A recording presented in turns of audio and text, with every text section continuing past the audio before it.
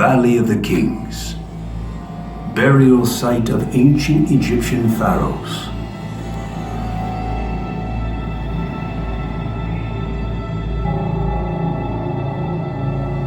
It is 1922. In the Valley of the Kings, Howard Carter is on an intense search. He is an Englishman who has worked in Egypt for over 30 years. Hired at 17 for his artistic skill, he soon fell in love with Egypt and its history. He worked on many archaeological digs and through hard work and determination became a well-respected Egyptologist. The discovery of a cup inscribed with the name Tutankhamun convinces Carter that the tomb of this obscure king lies somewhere in the valley and may still be untouched by grave robbers or explorers. In 1908, Carter started working for a wealthy aristocrat and amateur Egyptologist, Lord Carnarvon. When Carnarvon obtained the permit to dig in the valley in 1915, the hunt for Tutankhamun intensified. But the search was fruitless and expensive. In 1922, Carter persuades Carnarvon to fund one final season of digging. This is Carter's last chance.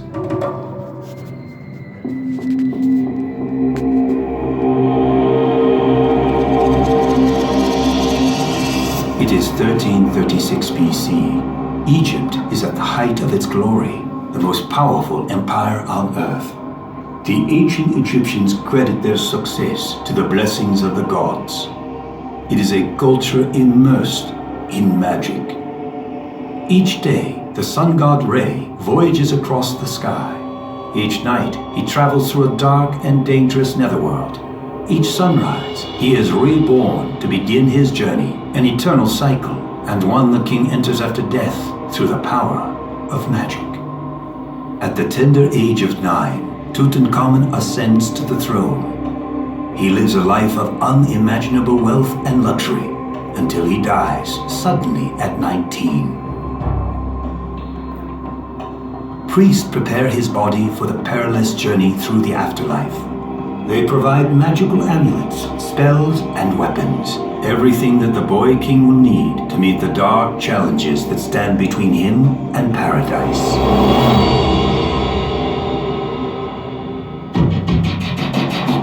Now, join Tutankhamun on his journey to the afterlife. See the magnificent objects placed in his tomb to protect him from supernatural forces. Meet the creatures who challenge him and the gods who keep him safe. The destinies of two men, separated by 3,000 years, converge. Howard Carter becomes the best-known Egyptologist in the world. Tutankhamun becomes immortal, the most famous of all pharaohs, the one whose name will live forever.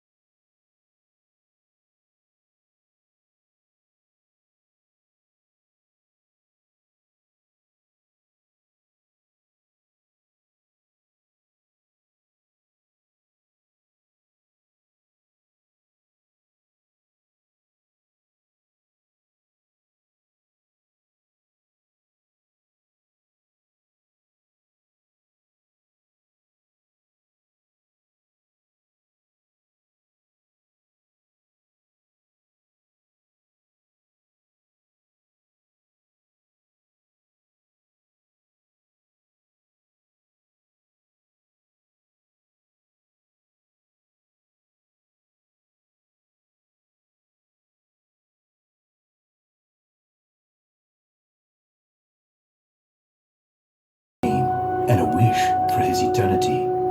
May your Ka live millions of years. May your eyes see wonderful things.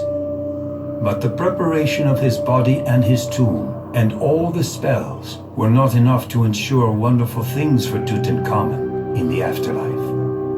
The living had to remember the dead and continue to speak their names. Pharaohs erected temples and statues to keep their names alive. Priests spoke their names in daily rituals. But Tutankhamun's brief reign was marked by political turmoil. After he died, his successors wanted every trace of the boy king erased. Most of his monuments were destroyed. Wherever his name had been carved, it was removed and replaced. The funerary cult to keep his memory alive was demolished. No one performed rituals or spoke his name. Any mention of him was erased from the royal list of kings of Egypt. Tutankhamun was written out of history, his name forgotten, and so it remained for thousands of years. Throughout the millennia, this wishing cup sat in the dark near the entrance of Tutankhamun's tomb, until November 26, 1922, when Carter and Carnarvon broke through the wall.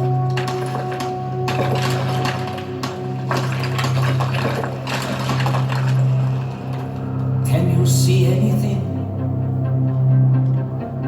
Yes. Wonderful things.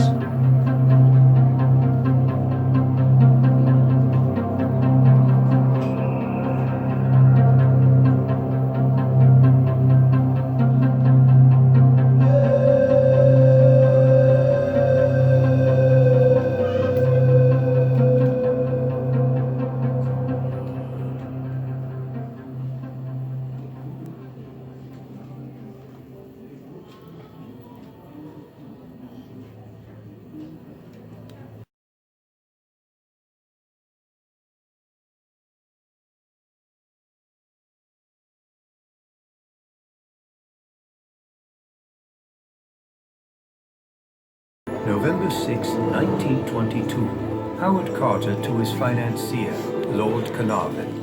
At last have made wonderful discovery. A magnificent tomb with seals intact, recovered for your arrival. Congratulations. The discovery had come after Hussein Abdel Rasul, an Egyptian water boy on Carter's crew, found a step carved into the bedrock on the valley floor. Carter's men uncovered a stairwell that led to the sealed tomb. 2 weeks later, when Carnarvon arrived, they broke through the seal and found the tomb nearly intact and filled with treasure. News of the find instantly gripped the imagination of the world. Tutankhamun became an overnight sensation. The press declared that Carter and Carnarvon had discovered Aladdin's cave. It was the greatest archaeological find in history and remains so today.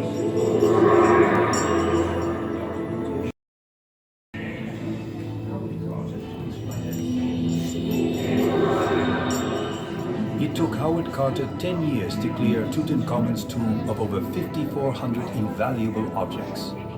He assembled a team of European and American Egyptologists, among the most highly regarded in the world, and then hired a vast army of Egyptian workers. Together, under grueling desert conditions, Carter and his team engineered unique hoists to remove large artifacts like the golden coffin. They built a railroad for transporting objects to the Nile, where boats took them to the Egyptian Museum in Cairo. Working with photographer Harry Burton, Carter created a complete record of the tomb and the treasures as he found them, as well as individual artifacts. Carter set a new standard for excavation, documentation, and preservation that remains a model for archaeologists today.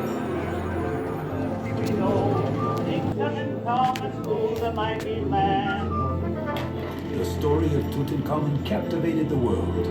Ancient Egypt had already begun to make its mark on art and architecture. King Tut ignited a pop culture frenzy and fashion revolution that can only be called Tutmania.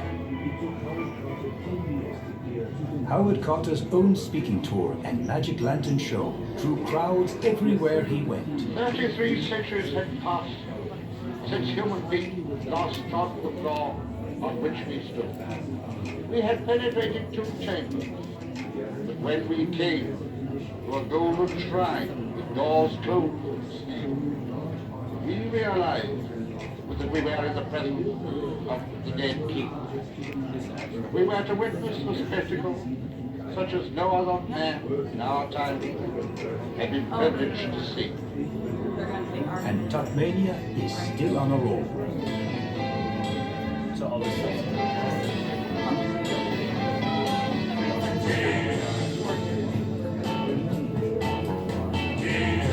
Of all figures in history, Tutankhamun is now one of the most recognized in the world.